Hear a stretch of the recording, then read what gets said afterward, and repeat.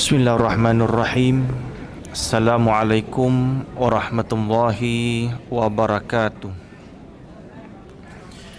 Alhamdulillah, nahmaduhu wa nasta'inu wa nastaghfiruh wa na'udzu billahi min syururi anfusina wa min sayyiati a'malina. Asyhadu an la ilaha illallah wa asyhadu anna Muhammadan abduhu wa rasuluh. Sayyidul anbiya'i wal mursalin wa ala alihi wa ashabihi wa man tabi'ahum bi ihsanin ila yaumiddin. Rabbi shrah li sadri wa yassir li amri wahlul 'uqdatam min lisani yafqahu qawli. Subhanaka la ilma lana illa ma 'allamtana innaka antal alimul hakim. Wala haula wala quwwata illa billahil aliyyil azim. Qala muallifu al-Imamul Ghazali Muhammad bin Muhammad ar-rahimahumullahu ta'ala wa nafa'na bi barakati ulumihi fid darain amin. Muka surat 22. Muka surat 22 perenggan kedua. Kata mu'alif, cubalah kita perhatikan jika terjadi perkara yang sedemikian, kan? Berarti kalaulah terjadi perkara sedemikian, diambilkan syariat, ditinggalkan tasawuf, diambilkan tasawuf, ditinggalkan syariat, bukankah sesuatu yang mungkar itu telah dianggap sebagai kebaikan dan yang baik dianggap kemungkaran? Benda jahat dianggap baik, benda baik dianggapkan jahat. Jika sudah demikian, maka bagaimanakah seseorang itu dapat mengikuti ajaran agamanya sesuai dengan apa yang disyaratkan, mengikut secara hakikat dan ilmiah? Setelah kita mengetahui pendahuluan yang ringkas ini, kan, tentang orang manggil bab taharah, bab syariat ni, kita mengetahui pendahuluan ringkas, maka kini kita akan membincangkan peringkat-peringkat bersuci, kan, ataupun arti kata taharah. Terlebih dahulu kita sentuh peringkat keempat, iaitu peringkat keempat ni mana? Kebersihan zuhir. Kita bicarakan terlebih dahulu kebersihan zuhir. Bersuci secara zuhir terbagi kepada 3 bahagian, kan? Kebersihan zuhir, Imam Al-Ghazali bagikan per 3 bahagian kebersihan zuhir ini, iaitu 3 bahagian di mana? Bahagian pertama, kebersihan dari kotoran najis, kan? Kebersihan zuhir terbagi 3. Bahagian pertama, kebersihan dari kotoran najis. Bahagian kedua dibicarakan kebersihan dari hadas, kan? Bahagian ketiga, kebersihan dari lebihan anggota badan, kan? Anggota badan mengeluarkan lebihan, kan? Maka dibicarakan dalam bahagian yang ketiga. Ketiga-tiga bahagian kebersihan di atas dapat dilakukan dengan cara memotong kuku. Ini misal daripada, kan, lebihan anggota badan, kan, tumbuh makin hari makin bertambah panjang, kita pun potong. Ataupun mandi, ini kebersihan daripada hadas misal, kan? Kita janabah dah besar, kita lalu mandi, kan? Menggunakan kapur untuk mencabut bulu ketiak, kan? Makin lama makin panjang bulu ketiak dia, kan? Ini kebersihan dari lebihan anggota badan. Tak minta pun tumbuh, tapi tumbuh juga, kan? Orang dulu cabut guna kapur je lah. Sekarang moden dah tak adalah guna kapur dia tak ada, kan? Sekarang dia tepek je, kan? Dia zap sekali tu cabut semua tu. Dia tahan pun sekejap je. Kalau dulu namanya apa tu? Namanya tak apalah. Kan? Kalau guna kapur tu cabut satu-satu lambat sikit. Kan menangis air mata tu kan. Kalau orang tak biasa lah kan. Kalau dia biasa selamba dia cabut gitu je. Berkhitan. Kan? Berkhitan ini kebersihan dari kotoran najis. Kan? Daging lebih tu tak dikirakan najis. Kan? Oleh kerana najis berhimpun di bawahnya, kan khuluk kan. Itu kita bersihkan masuk dalam bahagian yang pertama. Itu kebersihan zuhir. Imam Al-Ghazali dibagikan per 3. Kebersihan dari kotoran najis, kebersihan dari hadas, kebersihan dari lebihan anggota badan. Kata mu'alif bahagian pertama, kebersihan dari kotoran atau najis. Perbahasan dalam masalah ini bergantung kepada dibicarakan 3. Bila sebut kebersihan dari kotoran najis, 3 benda. Yang pertama dibicarakan benda yang dibersihkan ataupun najis. Diri najis itu sendiri. Diri najis, najasah tu kan. Najis orang panggil mustaqzarun. Najis ni bahasa Arab kan. Najis ni bahasa Arab. Melayu arti kata najis dari segi lughah, najis dari segi bahasa. Mustaqzaru artinya benda yang keji.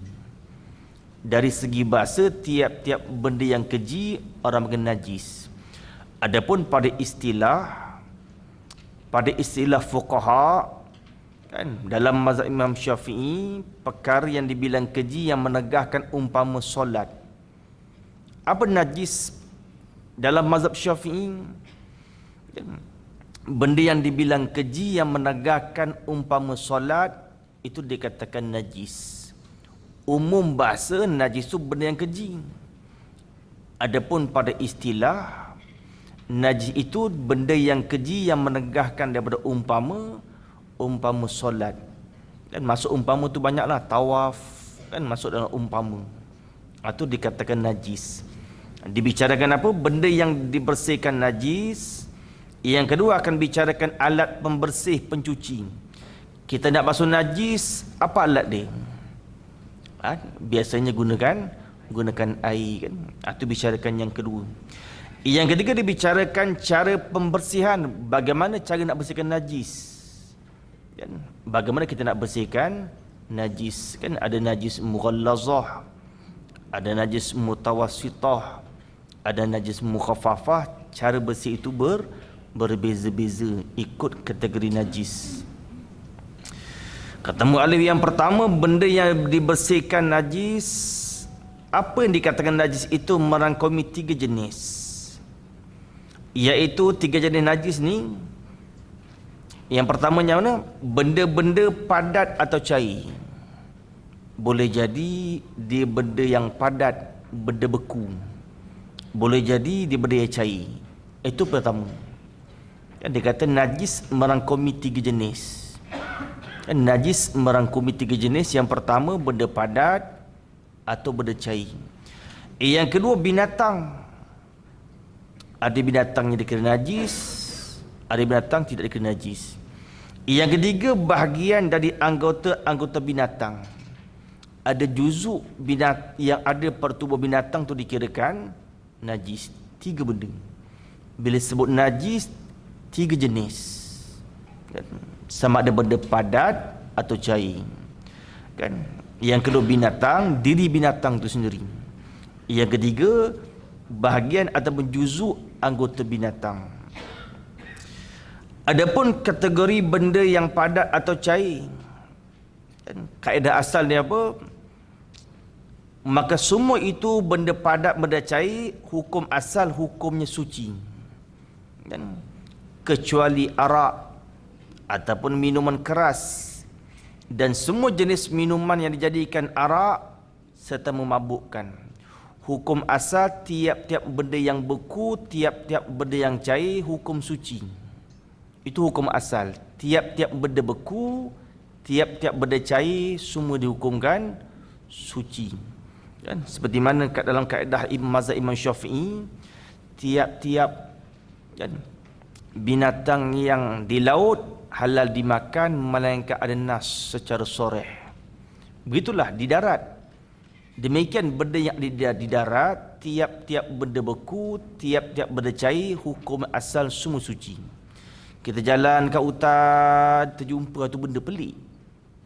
Tak pernah jumpa pula. Hukum asal pegang, hukum suci. Melainkan dengan bahawa benda tu najis kecuali arak. Kan? Khamar.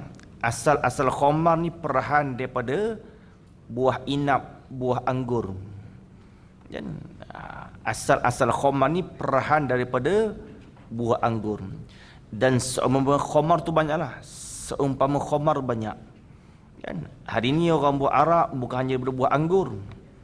Kan? Dia ambil tuak-tuak masam tu disimpan mabuk sampai lama-lama naik buih mabuk. Kan? Atau orang panggil kias daripada khamar. Yakni dan semua jenis minuman yang dijadikan arak. Semua jenis minuman jadikan arak serta yang memabukkan. Tiap-tiap benda yang cair yang memabukkan tu dikirakan najis. Dan hukum asal kita kena ingat tiap-tiap benda yang padat, tiap-tiap benda beku atau cair hukum asal semua suci melainkan arak. Dobek dia bagaimana? Dobek dia benda cair yang memabukkan, baru najis. Adapun kalau benda beku tetapi tidak, kan, benda beku tetapi memabukkan, tak najis. Kan? Contoh ganja yang sudah dicampur kan, daun ganja dah dicampur. Kalau kita hisap kan mabuk tu. Kan? Adapun dari hukum najis ataupun tidak najis. Sebab apa? Sebab benda bukan kan? Kita simpan dalam poket kan? Terjumpa pula kan daun ganja dia pun simpan. Di semayang, lepas semayang teringat pula kan, ada daun ganja dalam poket ni. Kan? Tu rumah hukum dia sah semayang. Pasal benda bukan najis. Dikira najis benda yang cair lagi memabukkan, baru dikira najis. Kan lalu kedai-kedai yang jual arak ni pakaian terkena pula arak tu, air arak, maka dihukumkan najis, tidak sah kita bawa dalam sembahyang. Itu hukum asal kan. Manakala mengenai binatang, semua golongan binatang adalah suci, hukum asal. Hukum asal semua jenis binatang hukumnya suci kecuali dengan bahawa ia najis, anjing dan babi, ditambah sikit lagi dan forok antara keduanya. Dan anjing babi dan forok antara keduanya, kalau anjing dia panjatnya kambing dapat anak, samalah najis. Dan ataupun babi dipanjatnya kambing dapat anak, sama tu. Ataupun anjing dan babi dipanjat dua dapat anak, sama tu. Orang panggil forok antara keduanya adalah salah satu daripada keduanya. Hukum asal semua binatang suci. Sebelum kita nak semayang, kita pun sentuh gajah, kita pun duduk belai-belai gajah tu. Tiba-tiba nak semayang, tak perlu kita basuh tangan. Dan sebab hukum asal semua binatang itu hukumnya suci. Kan kita pun belai, kan belai harimau tu cantik bulunya, tengok kita belai-belai. Kan kucing tu dah biasa. Kan kan kita belai harimau, kan orang dia belai harimau. Kan tangan dia usap-usap bulu harimau, sedap dia pegang. Tiba-tiba nak semayang terlupa basuh tangan, sah semayang, tak ada masalah. Hukum asal semua binatang itu suci melainkan anjing, babi dan forok antara keduanya. Semua golongan binatang itu apabila telah mati maka ia menjadi najis melainkan 5 jenis. Semua binatang yang di atas bila mati umumnya bila mati ia menjadi najis, melainkan binatang yang dagingnya halal dimakan, disembelih mengikut syarak tu halal lah kan. Secara umum binatang bila mati jadi najis. Kan kucing mati pula daripada rumah, kan maka bangkainya ni nak hukumnya najis kan. Melainkan 5 benda yang tak najis. manusia yang pertama. Kan? Apabila kita mati, orang panggil jenazah dah lah. Kan? Orang panggil jenazah, maka suci tak dikena najis dalam mazhab kita Imam Syafi'i rahimahullahu ta'ala. Maka boleh nak dibaca kat Al-Quran, datang ziarah, kita datang ziarah jenazah dah meninggal, belum dimandikan, boleh nak dibacakan ayat Al-Quran. Adapun kalau kita berada di negeri India, suasananya berbeza. Kan mazhab Hanafi suasana berbeza mazhab yang lain. Selagi belum dimandikan, belum dikirakan suci, mazhab Hanafi. Adapun kita mazhab Syafi'i, kalau kita nak meraihkan mazhab Hanafi, kalaulah jenazah belum dimandikan, meninggal 2 pagi, besok lepas subuh nak mandi, kita nak meraihkan mazhab Hanafi, kita boleh baca Quran, tetapi jangan berdekatan dengan jenazah. Jangan berdekatan dengan jenazah. Adapun kalau kita nak ikut mazhab Syafi'i, tak ada masalah. Datang ziarah pukul 3 pagi, kita ambil surah Yasin, baca sebelah pun boleh. Kan? Cuma nak meraihkan mazhab Hanafi, kita baca agak di penjuru, kan? Di luar biliknya, gitu kan. Atau pertama manusia, kan, apabila mereka meninggal dunia, kan, maka tubuh manusia itu tidak dikirakan najis. Yang kedua, ikan. Apabila ikan mati, maka bangkai tidak dikirakan najis. Niat nak memancing, tiba-tiba ikan timbul, boleh ambil, kan, tak dikira najis. Yang ketiga, belalang. Dan cuma tempat kita di Malaysia ni jaranglah makan belalang, pasal nak tangkap ni tak banyak, kan. Suasana di Malaysia taklah begitu macam luar negara. Di luar negara, kan, mereka tanam berekar-ekar gandum, datang berjuta belalang. Tu orang panggil boleh buat lauk. Kita suasana Malaysia ni jarang lah, kan, belalang ni. Tu orang panggil tidak dikirakan najis. Yang keempat, ulat buah. Dan yang sejenis dengannya, sejenis dengan ulat buah. Dan apa dia itu? Ulat yang terdapat dalam makanan, tidak dikena najis, tetapi jangan sengaja makan pula. Dikatakan tak dikena najis, boleh dimakan kalau tak perasan. Kita makan buah apple sambil tengok TV, sedap dimakan. Tiba-tiba dah habis separuh lah, ulat terkeluar pula. Dah makan separuh ni, wajib muntahkan balik tak? Tak wajib. Dan pasal tak dikirakan najis. Adapun kalau nak makan buah apple memang nampak kepalanya terkeluar, tu jangan cari penyakit nak makan. Kan? Yang dikatakan kalau tak nampak, kan. Yang kelima, semua jenis serangga yang darahnya tidak mengalir. Dan binatang yang darahnya tidak mengalir seperti lalat. Terbenar 2 perkara. Binatang yang langsung tidak berdarah, atau binatang yang berdarah tapi tidak mengalir. Dan atau dikatakan semua jenis serangga yang darahnya tidak mengalir dengan bau ada darah tak mengalir, ataupun langsung tak berdarah.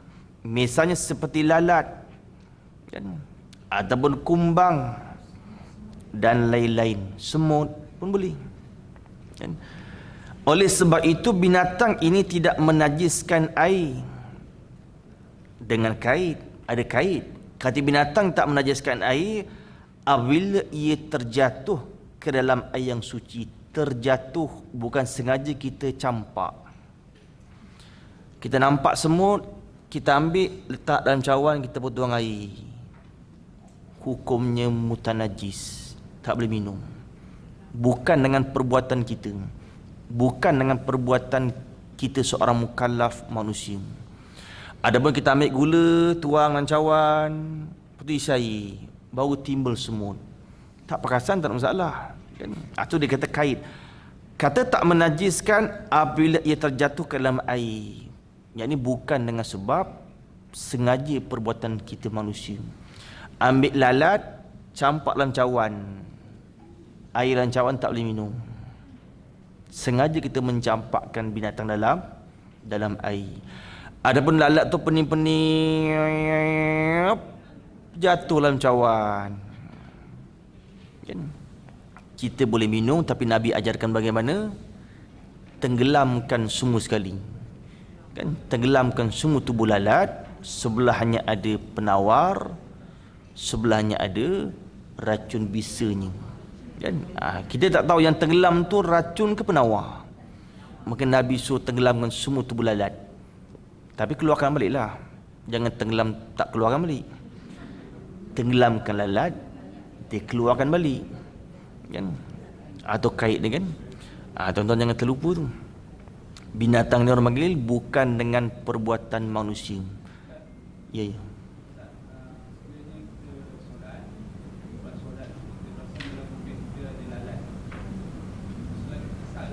Ya. Ada persoalan kan, ketika kita semayang ada bangkai lah kira kan. Kalau lalat hidup tak ada masalah kan, pegang hukum asal. Tiap binatang hukum asal semua suci. Kita tengah semayang, lalat keluar dari bukit, hidup tak ada masalah. Kita terbang keluar dari bukit. Masalah kalau dia mati kan, masalah kalau dia mati. Hukum di orang panggil dia lalat ni, dia seperti apa orang panggil nyamuk, seperti kumbang. Dimaafkan dan dibicarakan tiga perkara. Ada dimaafkan pada tempat, terkadang dimaafkan pada air, terkadang dimaafkan pada tubuh.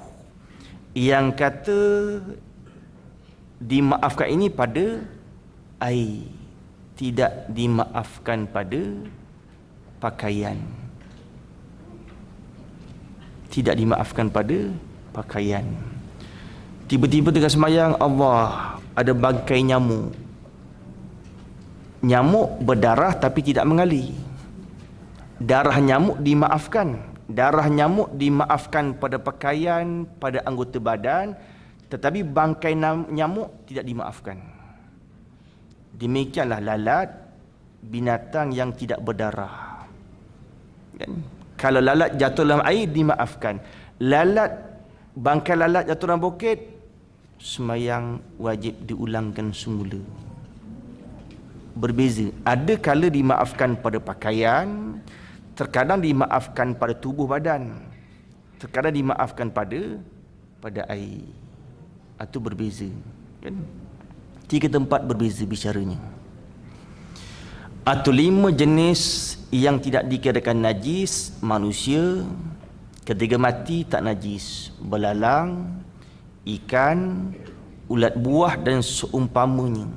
Dan juga semua jenis serangga, sama ada tidak berdarah atau ada darah tapi darahnya tidak mengalir.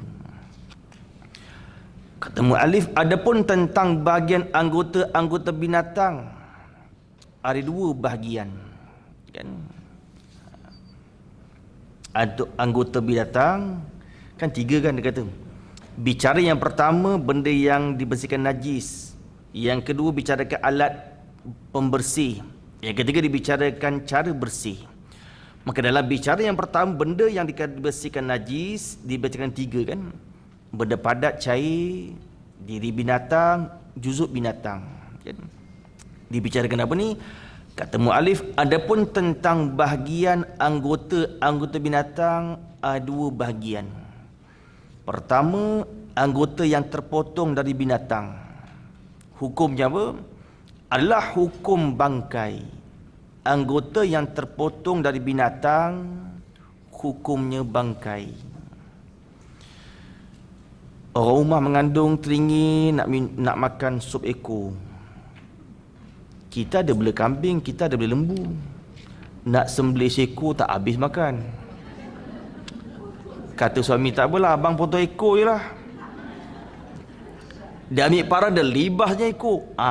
Bolehlah kita buat sup ekor. Hukumnya najis, bangkai. Juzuk yang daripada binatang dikirakan bangkai. Dan kita buatlah rupa masalah. Fiqh ni kita kena buatkan rupa masalah baru kita faham. Kita ada kebun, tanam sayur, tahu lembu jiran pula masuk, punya geramnya dia ambil binatang, dihambat lembu, dia libahnya, terpotong ekor. Sayang pula, sop ekor pun sedap juga ni. Hukumnya apa? Hukumnya bangkai. Kan juzuk binatang yang terpotong, hukumnya bangkai. Kalau tuan-tuan sembelih tu tak apalah. Ambil lembu sembelih, nak ambil bahagian ekor boleh, kaki, sop kaki boleh, sop kepala boleh, tak masalah. Ini terpotong ketika hidup. Binatang yang terpotong ketika hidup, anggotanya dikatakan bangkai. Adapun bulu atau nama rambutnya, kan? Kalau binatang sebut bulu lah. Kalau rambut takut kita kesamaran. Biasanya kita guna rambut, bulu yang ada pada kepala rambut. Kan binatang dia semua bulu, kalau kucing semua bulu. Kita panggil bulu lah kan.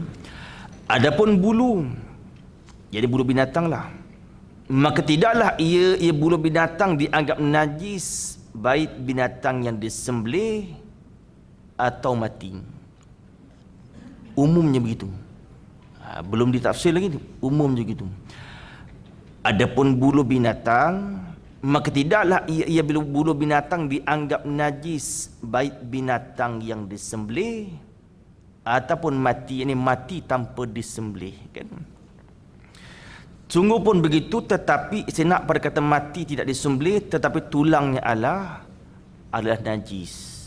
Umumnya semua bulu binatang kan tidak dianggap najis. Kita sentuh bulu kucing, kita sentuh bulu harimau, binatang yang pasien berbulu, kan? Sentuhlah apa binatang tenuk ke apa benda ke, kan? Kijang ke kancil ke, sentuh bulunya, hukum tidak najis, kan? Baik binatang yang disembelih, kan? Kita sembelih binatang tu, sembelih lembu, sembelih kerbau, sembelih kambing, kan? Ataupun mati tidak disembelih, kan? Kalau mati tidak disembelih, fafihi tafsilun, maka ada padanya tafsil. Dalam mazhab kita Imam Syafi'i rahimahullah ta'ala, itu ada tafsil, kan? Binatang yang mati tanpa disembelih, bulunya tidak boleh disamak, maka dihukumkan najis, kan? Bulu tidak boleh disamak. Yang boleh disamak tu hanya kulit saja. Kulit kita boleh samak, kan? Kalau tak sembelih, kulit kita boleh samak. Pakai kasut krokodil, orang sembelih tak buaya, orang tak sembelih buaya. Pakai cantik tali pinggang, kulit apa tu? Ular sawa, kan? Kan cantik corak-corak batik, kan? Orang panggil kulit boleh disamak, bersih. Adapun bulu tidak boleh disamak. Dipakai baju kulit harimau. Harimau kan pasien berbulu. Berapa beli? Cantik tu 10,000. Tak boleh buat sembahyang, kan? Pasal bulu tak boleh disamak, kan? Bulu tak boleh disamak. Tetapi istisna, yakni orang panggil istidrak pada kata mati tanpa disembelih tetapi tulangnya adalah najis. Tulang binatang tersebut, binatang yang mati tanpa disembelih, tulangnya najis, kan? Itu orang panggil bahagian pertama. Kedua, kata mu'alif, benda-benda basah yang keluar dari dalam badan binatang. Maka mana-mana yang tidak mempunyai ketetapan tempat, iaitu tidak tetap tempatnya, tempatnya tidak tertentu di suatu anggota badan, hukumnya adalah suci seperti air mata. Kucing sedih menangis tak boleh kampung, air mata tu kita pun usap air mata dia, bersih, tak najis, kan? Peluh, kan? Penat dia lagi, kan? Berpeluh-peluh dia tak najis, kan? Ini yang panggil apa? Sebab dia tidak ada ketetapan tempat. Air liur, lele, air liur tengok kita makan ayam, kan? Dia makan tulang je meleleh je kan. Kecuali anjing babi dia kan, pasal dah kecuali ke atas tadi kan. Semua binatang hukum asalnya suci, melainkan anjing babi. Anjing babi semua juzuknya najis. Air liur pun najis, peluh pun najis, semua najis. Ni tuan-tuan jangan terlupa di atas. Kaedah asal semua binatang suci melainkan anjing babi. Semua benda padat, semua benda cair hukum asal suci melainkan benda cair yang memabukkan baru najis. Anda kata arak menjadi beku, hukum mengatakan benda cair mabuk najis. Kita buat satu masalah arak menjadi beku. Kita nak hukumkan bagaimana? Adakah ia suci ataupun najis? Hukum ikut pada asal. Ikut pada asal. Jangan sudah berubah. Beku tu orang panggil aridi. Hukum sudah berubah. Hukum asal arak asalnya cair. Maka kita pegang hukumnya najis. Demikian ganja. Kan ganja kan benda beku. Walaupun ia memabukkan tapi ia benda beku. Tiba-tiba kita didihkan dalam air cair ni. Kan? Dia cair lagi memabukkan. Kita pegang hukum asal. Asal ganja tu hukumnya beku. Maka tidak menajiskan. Kiaskanlah. Kita kiaskanlah. Pasien dadah ni macam-macam kan benda mabuk ni. Heroin.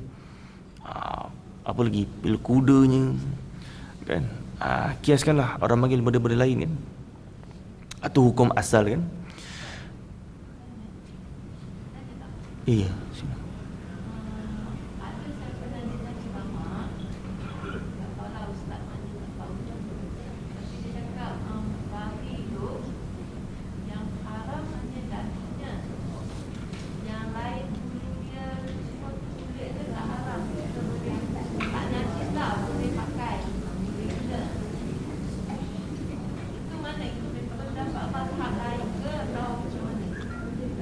Qaul muktamad dalam mazhab Syafi'i, semua juzuk yang ada pada binatang khinzir semuanya najis mughallazah. Tidak kira bulu, air peluh, air mata, air liur. Itu qaul muktamad. Dan adapun mazhab lain kita tak berlaku di Malaysia. Kan? Kita tak berlaku di Malaysia.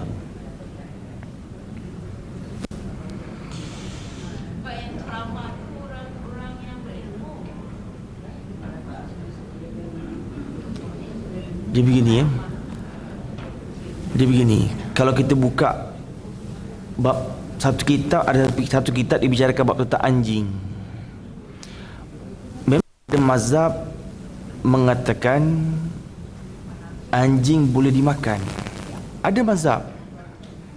Dan ada mazhab mengatakan kita boleh sentuh anjing, tapi bukan mazhab kita Imam Syafi'i. Bukan mazhab kita Imam Syafi'i. Kalau kita nak buka tu, kita kena buka perbandingan 4 mazhab.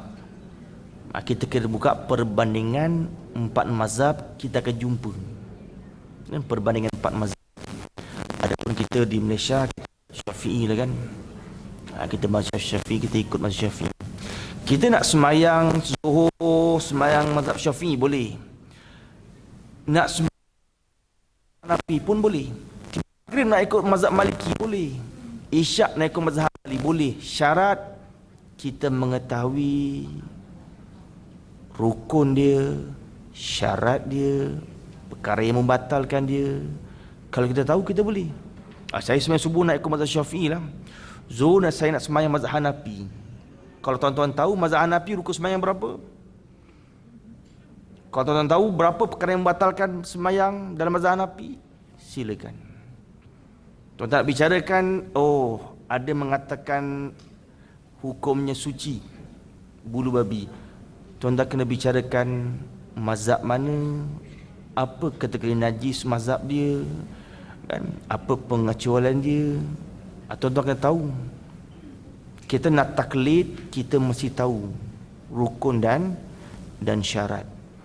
Adapun kalau tak tahu, kita ikut mazhab kita Imam Syafi'i rahimahullah ta'ala kan.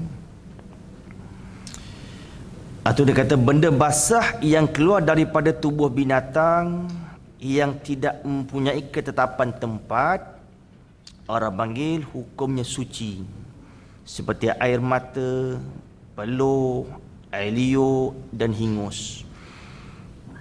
Dan mana-mana yang mempunyai ketetapan tempat, yang tak tetap tempat, hukum suci. Yang tetap tempat, yang tempat tertentu di suatu anggota badan, hukumnya adalah najis. Kecuali benda-benda yang merupakan asal kejadian binatang itu, seperti air mani dan telur, kecuali dengan bawa ia suci. Dan air mani kucing, suci. Air mani gajah, suci. Air mani ular, suci. Kan tuan-tuan pernah, kalau tuan-tuan pernah pergi jalan pasar-pasar, kadang-kadang ada orang promote, saya ada jual kat percikain air mani ular atau air mani gajah. Dia pun ceritakan khasiat dia. Kalau tuan-tuan masuk dalam hutan bawa air mani ular ni, tuan-tuan, ular tak akan patuk, tak akan dekat. Khasiat. Kalau tuan-tuan pernah pergilah sekitar Kuala Lumpur ni, ada saya pernah jumpa orang jual. Orang tu jual kan? Jadi kita pun masuk dalam bukit, masuk dalam hutan. Petua, orang panggil petua. Orang panggil petua kan? Tiba-tiba teringat, dalam bukit ada air mani ular ni. Hukumnya suci. Tak perlu diulang semula, tak perlu diqada.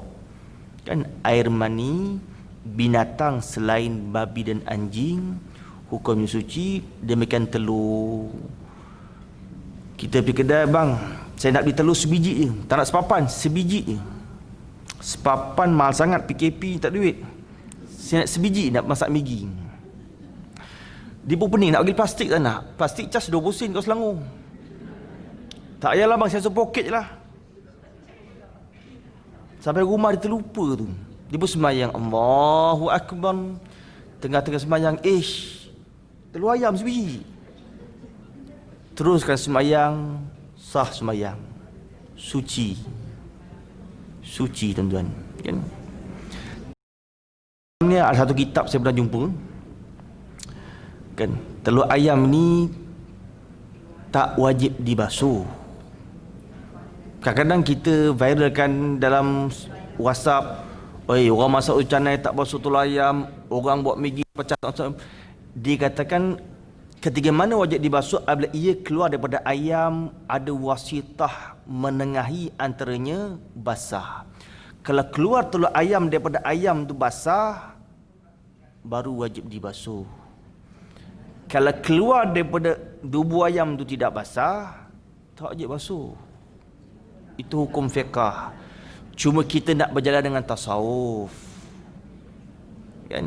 Kita berhukum dengan masyarakat, kita hukumkan fiqah. Bila kita nak beramal, sehingga kita beramal dengan tasawuf. Bila kita nak beramal, kalau kita nak beramal dengan tasawuf, sehingga kita basuh terlebih dahulu. Tetapi kalau orang tak basuh, jangan kita menyalahkan. Apa abang jual tu canai, sehari 600 keping, tak basuh, abang bagi makan orang najis. Tak. Tuan-tuan, jangan mudah menghukum orang begitu. Fiqah tidak begitu. Fiqah tidak begitu. Tasawuf ya, tapi bukan untuk orang lain. Tasawuf untuk diri sendiri. Adapun kita nak keluarkan hukum, kita hukumkan hukum fiqah. Tuan jangan terlupa ni.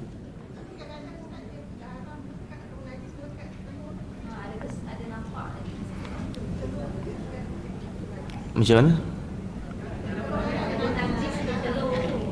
Itu dah orang panggil najis ainiyah. Itu berbeza tu. Nampak betul-betul melekat pada kulit telur, itu orang panggil najis ainiyah. Najis terbagi dua. Yang pertama najis ainiyah, yang keduanya najis hukmiyah. Itu lain pula bicara tu. Itu lain bicara kan. Najis ainiyah, najis yang boleh kita lihat dengan mata kepala, nampak warnanya kuning. Nampak dia warna kuning. Nampak najis tu bertokol, seketul begitu. Ataupun kita boleh bau, memang busuk. Itu ainiyah namanya. Adapun najis hukmiyah, ia najis tapi tidak ada bau, tidak ada rasa, tidak ada warna. Orang panggil najis hukmiyah. Contoh, pakaian kita terkena air kencing. Kan bangun tidur alamak terkencing malam pula. Contohlah kan. Kan memang bau-bau tu memang berbau lah kancing. Kita boleh simpan kat pakaian, nak tunggu basuh penuh baru basuh kan. 3 hari kita ambil, dah tak ada bau kancing dah. Tapi confirm memang tahu dah kencing. Kita punya pakaian kan tak tahu kan?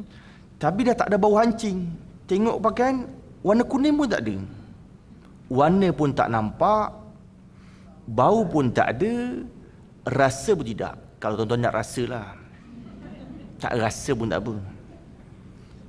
Najis tak? Najis, tapi bukan kategori najis ainiyah. Orang panggil najis hukmiyah.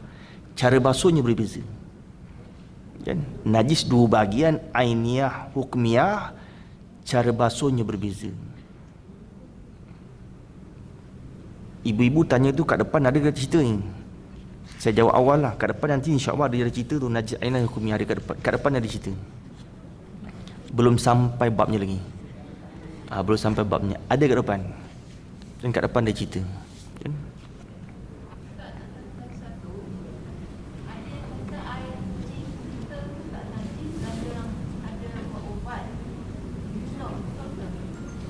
Memang ada hadis, tetapi Imam Syafi'i tidak ambil dalil tersebut. Memang ada hadis, Imam Syafi'i tak ambil dalil tersebut. Kalau kita nak mengaji hadis, lebih elok kita mengaji fiqh terlebih dahulu. Kalau kita mengaji hadis, semata-mata hadis tafsir, fiqh tak mengaji, tauhid tak mengaji, nanti bercelaru, takut-takut bercelaru. Kan? Dalam hadis Sahih Bukhari, kan? Hadis Sahih Bukhari, hadis yang belum difiqahkan. Kan? Nanti dia kata makan daging unta kena ambil wudu. Itu bukan jalanan mazhab Imam Syafi'i. Kan? Sebab tu orang panggil, bila kita mengaji fiqh, kita mengaji hadis, kita boleh faham gitu kan. Kat mana tadi? Jauh perginya.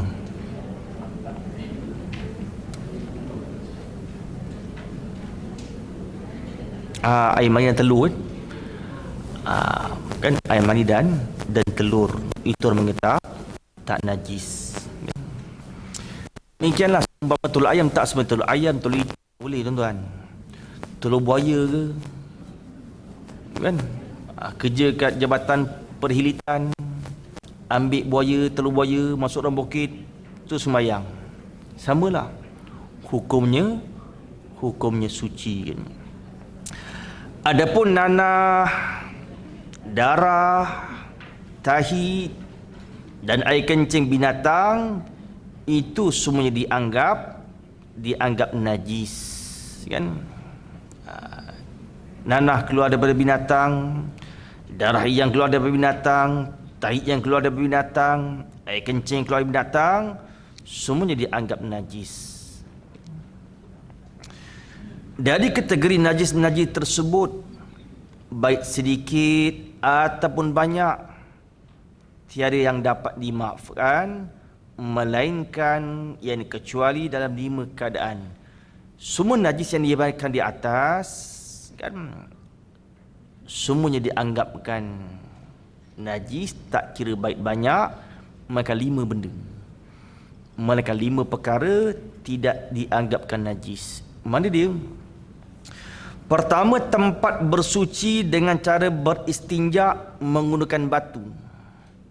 Maka tempat itu dimaafkan apabila tidak ada suatu benda pun daripada najis yang melampaui batas tempat keluarnya dubur. Kan? Mana masalah dia? Sekarang Kuala Langat tak ada air. Siapa duduk Kuala Langat lah. Sekarang kat Petaling tak ada air. Tuan-tuan Kuala Lumpur, tuan-tuan duduk Kuala Lumpur ada air. Contoh kita buang air besar ataupun kita buang air kecil, tetapi kita istinja bukan guna air. Kita istinja gunakan batu atau umpam batu, tisu pun boleh. Kan masalah apabila kita istinja, kita buang air besar, kita menggunakan batu atau tisu, kan? Maka tempat kita istinja dubur lah. Kalau kita buang air besar, kan? Kalau kita buang air kecil, kubur lah. Kan? Tempat kita istinja itu dimaafkan, tidak dikirakan najis, dimaafkan. Kan? Contoh dubur, saya buat misal jari ni lah kan. Kan? Contoh dubur jari ni. Kita ambil ibarat, kita ambil masalah. Tuan-tuan tengok kitab tengok ibarat dulu Kita faham ibarat, kita keluarkan masalah. Dia kata pertama, tempat bersuci dengan cara beristinja menggunakan batu. Maksud tempat bersuci kubul ataupun dubur. Dia istinja menggunakan batu atau umpam batu. Maka tempat itu, yakni kubur dubur tu, dimaafkan. Kan? Kait kata kubur dubur yang istinja dengan batu dimaafkan, kait apa dia? Dengan kait apabila tidak ada suatu benda pun daripada najis yang melampaui batas tempat keluarnya dubur. Contoh ni dubur kan. Ni dubur kan. Dubur kita kan macam mulut, macam bibir kan. Kan dubur kita bibir kan, macam mulut kan. Apabila najis keluar, najis yang keluar dari ni lubang ni dubur kan. Apabila najis keluar daripada lubang dubur, najis tidak melampaui sofhah. Ni dikatakan dubur. Luar ni tak dubur. Ni dikatakan dubur. Apabila najis keluar dari sini, tidak melampaui dubur. Kalau najis tu cair meleleh sini, tuan-tuan tak boleh istinja dengan batu. Mesti menggunakan air saja baru bersih. Kalau najis keluar melebihi sofhah, meleleh sampai ke sini, tuan-tuan lap dengan tisu, sembahyang tak sah. Syarat najis tidak melampaui sofhah. Sofhah dua bibirnya lah. Kalau najis kena sini, tak ada masalah. Najis kena sini, tak ada masalah. Cara istinja, dia tak boleh selip gini. Cara istinja, ambil kanan dipusingkan. Pusing, gitu. Cara istinja. Bila sudah tidak ada kesan najis, maka tempat ini, kubur dubur ini dimaafkan. Dimaafkan. Bila dimaafkan, tuan-tuan sembahyang, Allahu Akbar. Orang sebelah pun, bau boleh macam ni. Oleh kerana kawan baik ditanyalah, kenapa macam ada bau tak sedap ni? Aku berak guna tisu. Kan? Sah ke? Sah. Apa tak sah pula? Sah. Kan? Ceruk berak guna tisu sah. Syarat jangan najis melampaui sofhah. Kan? Itu kan dimaafkan. Yang pertama tu dimaafkan. Sembahyang dia sah. Sembahyang sah. Ia ni pada hak dirinya, ya. Ayolah, kalau najis tu cair meleleh tak boleh lah. Kalau najis ni meleleh-leleh melampaui sofa, ni sofa melampaui sofa, tak boleh lah. Mesti guna air saja. Kalau dia menyelam dalam air yang sedikit, menyelam tenggelam, dia tenggelamlah air sikit, air itu semua mutanajis. Pasal dia cium biar dengan tisu. Sebab dia cium biar dengan tisu, dia pun pergi balik rumah, dia pun terjun dalam kolam. Kolam dia tak lebih 2 kolah. Dia tenggelam, semua air mutanajis. Kalau kita cium biar dengan air, kita tenggelam dalam air yang kurang 2 kolah, tak najis, boleh guna balik. Itu beza ni. Itu yang pertama, kata dimaafkan dalam keadaan tempat bersuci dengan cara beristinja menggunakan batu. Maka tempat itu, yang kubur dubur tu, dimaafkan. Dengan syarat, apa kata dimaaf? Kait dia apa? Apabila tidak ada sesuatu benda pun daripada najis yang melampaui batas tempat keluarnya, yang dubur lah. Demikian orang panggil, kalau belakang dubur, depan dia kubul. Demikian kubul lah. Oleh kerana fiqah saya akan tunjuk kan, itu agak ni kan. Kalau kubul, laki-laki ada kepala. Jangan air kencing tu melebihi daripada kawasan kepala. Kan meleleh, tak boleh dengan tisu, tak boleh dengan batu, tertentu dengan air saja. Pergi masuk tandas RNR, air tak ada pula, tisu ada. Kan? Pastikan air kencing jangan melebihi kawasan kepala. Tidak sembahyang tak sah. Sama tu. Itu masalah yang pertama. Kedua, lumpur dan debu dari kotoran tahi di jalan-jalan. Kedua-duanya lumpur debu ni dimaafkan, sekalipun diyakini najis itu dengan berhati-hati, sekadarnya kerana ia sukat untuk dielakkan. Sekalipun debu dan lumpur itu daripada najis mughallazah sekalipun, bukan najis mutawassitah, sekalipun najis mughallazah. Jadi ada orang yang terkena benda-benda itu, maka dia tidak dikatakan alpa atau lalai atau sengaja. Kita datang masjid wilayah, kebetulan dalam perjalanan tu ada construction pembinaan. Kalau lori lalu memang berdebu. Memang situ ada anjing, ada kucingnya, ada kambingnya, ada ayamnya. Sekali lori pasir lalu, zoom, debu berterkabur, habis baju. Orang panggil dimaafkan. Sekalipun kita tahu anjing ada duduk situ, ayam duduk situ, dimaafkan. Tidak dikatakan kita ni lalai, tidak dikatakan kita ni seorang yang sengaja ataupun alpa, sukar ataupun masyakkah. Benda kita nak jaga payah. Takkan nak pakai 2 lapis sampai masjid buka balik, tak payah. Syarak tak memberatkan sampai begitu. Dimaafkan debu atau lumpur yang ada di jalan. Itu yang kedua. Perkara yang ketiga dimaafkan apa? Apa-apa yang ada di bawah kasut, yang tapak kasut, dari najis-najis yang melekat di situ.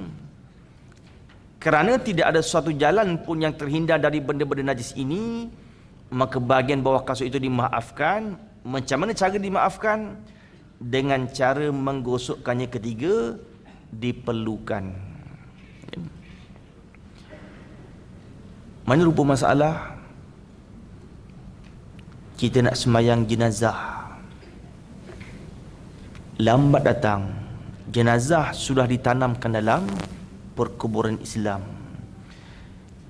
Bila kita nak sembahyang kat kubur kan, jenazah dah tanam, balik kita pun pijak kasut kan, turun dari kereta pijak, risau juga ni. Takut-takut ada najis bawah tapak kasut. Cara je bagaimana? Kita gosokkan tapak kasut, lalu kita boleh sembahyang terus. Tanpa buka kasut kita boleh sembahyang. Melainkan kubur yang dibongkarkan semula. Kebiasaan situasi di Malaysia, satu kubur satu orang dan tak dibongkarkan. Di Arab ada dibongkarkan semula. Bila kubur dibongkarkan semula, contoh tak orang tu tanam sini, cukup berapa puluh tahun dia akan gali semula. Dia akan gali tanam tubuh lain. Contoh Malaysia dah tak ada tanah dah. Malaysia dah tak ada tanah, menggunakan sistem dibongkar digali semula. Kan, ditanam mayat baru. Bila kita gali semula tanah tu sudah bercampur dengan najis. badan bila sudah pecah, jenazah bila sudah pecah, keluar nanah, keluar ulat semua, bila digali semula najis. Maka tak dapat tidak, kita kena buka kasut, sembahyang jenazah pijak atas kasut. Pasal tanah tu bernajis. Kan? Adapun tanah yang tidak bernajis, kita boleh sembahyang tanpa buka kasut. Pakai kasutnya. Datang kubur, ni kubur, sembahyang. Allahu Akbar. Yang rokok je tu kan. Itu je syarat dia. Sembahyang jenazah tak ada rokok. Kan? Yang sujud jangan rokok je. Pasal jenazah, sembahyang jenazah tak ada rokok, tak ada sujud. Tanpa buka kasut boleh. Pasal tanah tidak dibongkarkan. Cukup sekadar kita ketuk-ketuk kasut, kita gosokkan kasut, memada dah, boleh dah kan. Demikianlah kalau tuan-tuan sembahyang kat depan ni, cuba tuan-tuan buka kapit. Barangkali bawah kapit ni ada tek cicak, tek tikus. Sembahyang sah tak atas dia? Sembahyang sah. Tuan-tuan hamparkan tikar sejadah, tuan-tuan sembahyang. Bawah sejadah tu ada tek cicak, sembahyang sah. Tak ada masalah. Sembahyang sah. Kan? Tuan-tuan hamparkan sembahyang sekarang SOP bawa sejadah sendiri kan. Tuan-tuan bentang sejadah, habis sembahyang tuan-tuan nak lipat sejadah lah. Bawah sejadah ada tek cicak, sembahyang sah. Tak ada masalah. Demikian tuan-tuan pakai kasut tadi. Kan? Tak payah buka kasut pun tak apa. Kalau ada najis pertanah, tuan-tuan kena buka kasut, sembahyang atas kasut. Kalau ada najis pertanah. Kalau tidak ada najis pertanah, tuan-tuan boleh sembahyang pakai kasut. Kalau diyakini tanah tu bernajis, tahu dah memang tanah perkuburan tu digali semula. Kan? Maka tuan-tuan nak sembahyang, kena buka kasut, pijak atas kasut, baru sembahyang jenazah, baru sah. Kan? Kalau tuan-tuan sembahyang hamparan tikar sejadah tu dengan bulu harimau, tak sah. Sejadah dia bulu harimau, tu tak sah. Kan? Itu beza.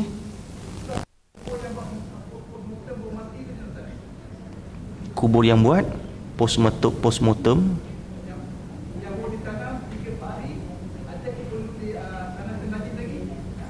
selagi belum pecah,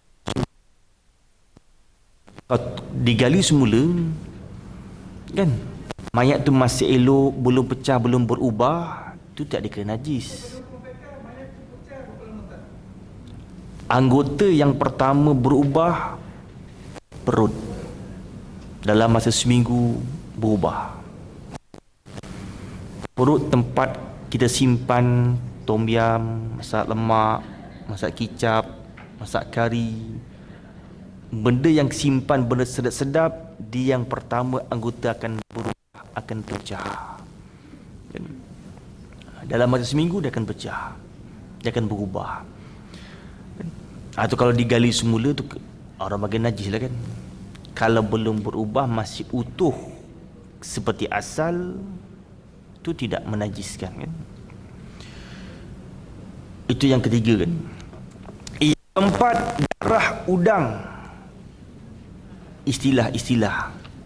Udang ada darah ke? Udang tak ada darah. Istilah kan.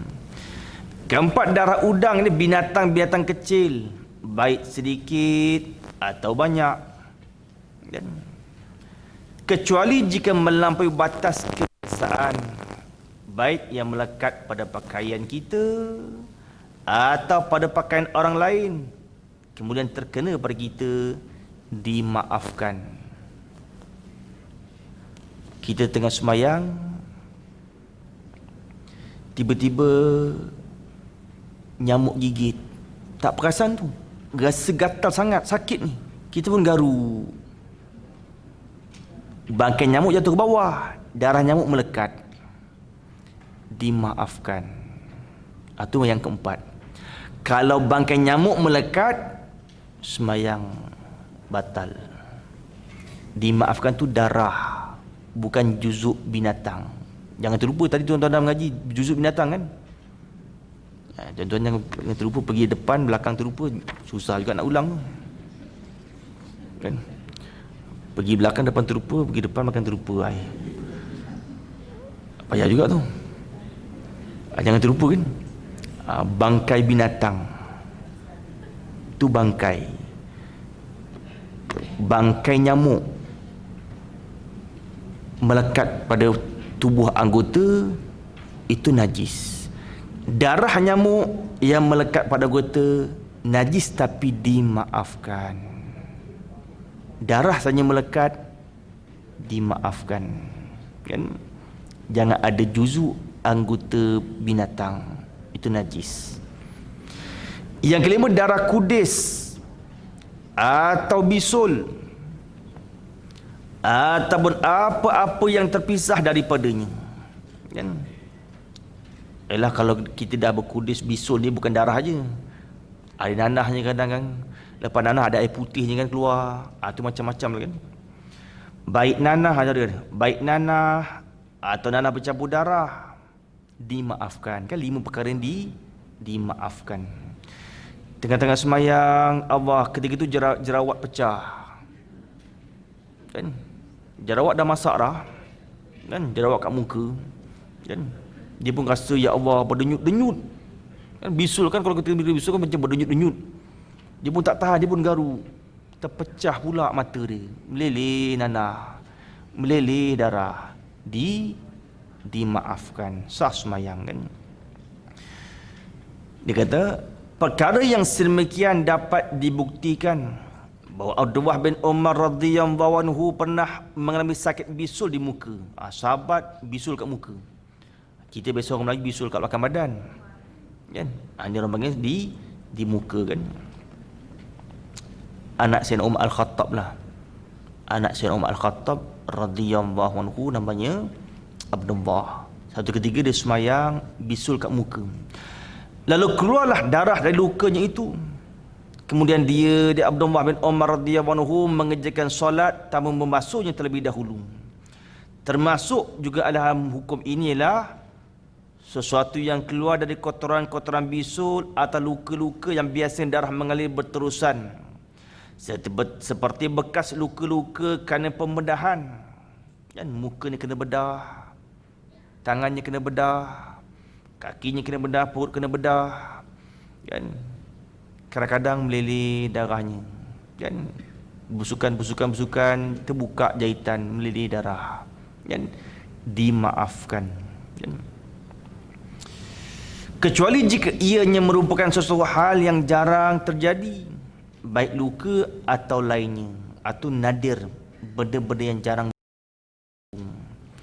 maka yang sedemikian itu dapat disamakan dengan hukum darah istihadah, darah yang keluar dari kemaluan wanita kerana sakit.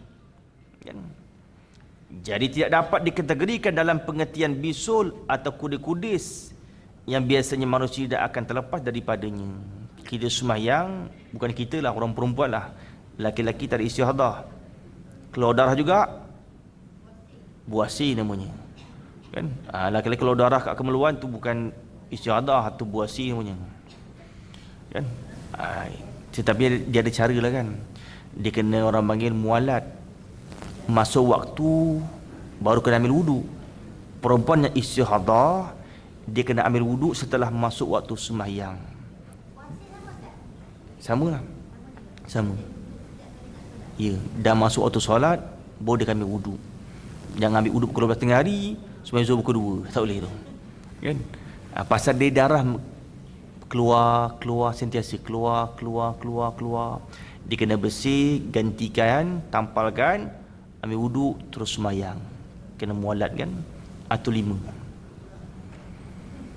Adapun kelonggaran rukhsah yang diberikan syarak berhubung 5 jenis najis itu, kena ingat ni tuan-tuan, 5 jenis.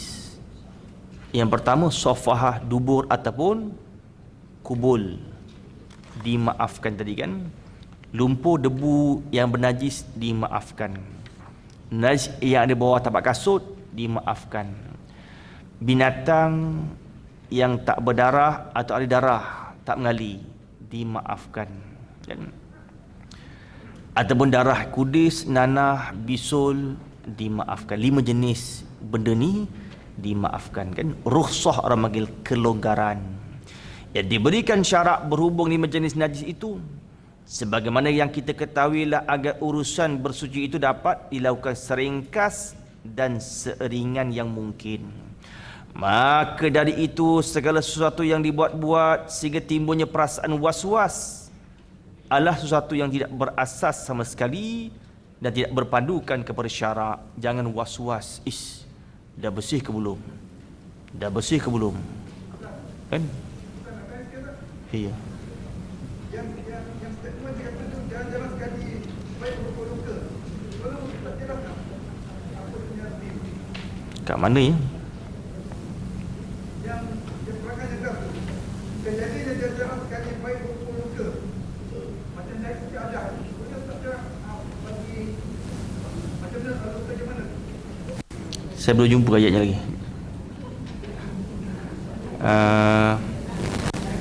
Yang kelima, lepas tu bawah sekali.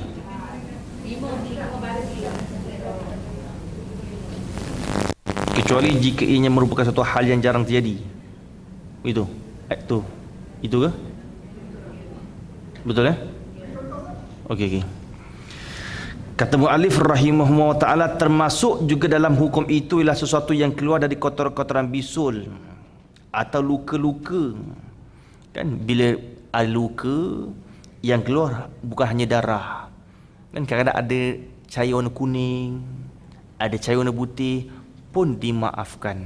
Seperti mana darah dan nanah, cair itu pun dimaafkan. Kan?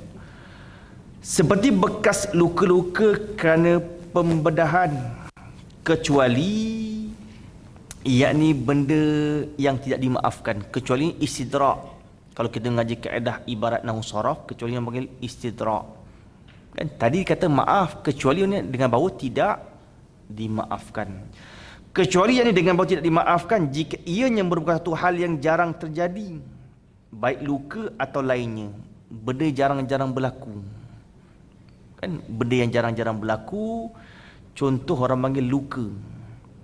Lukanya kecil, darahnya keluar sampai semangkuk. Jarang berlaku kan? Lukanya kecil, jerawatnya kecil je, bukan jerawat batu pun. Jerawat kecil je kan? Tetapi darahnya sebesar sebanyak mangkuk. Jarang berlaku, nadir. Kan? Benda nadir. Kan? Demikian luka pembedahan, jahitnya kecil. Luka doktor jahit kecil je, tapi keluarnya luar biasa. Benda yang jarang berlaku. Sepatutnya doktor kata, sepatutnya tak ada keluar darah, sepatutnya begini. Atau nasihat doktor, sepatutnya tak berlaku ni, tetapi berlaku juga.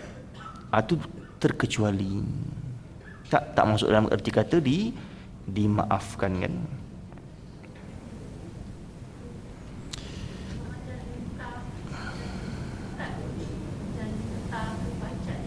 Ya. Kita semayang, tiba-tiba darah keluar meleleh, rupanya lintah ada dekat kaki, ataupun seumpama lintah pacat. Bila digigit kenyang gemuk lintah tu kan, darah payah nak berhenti, meleleh. Dimaafkan. Darah dalam mazhab Syafi'i ada 3 kaul. Darah dalam mazhab Syafi'i ada 3 kaul. Yang pertama, kecilnya sebesar kuku ataupun duit. Kuku ni berapa sen? 5 sen. Ada 5 sen. 5 sen ada kot. Duit 1 sen ke 5 sen kan? Tu orang panggil kan?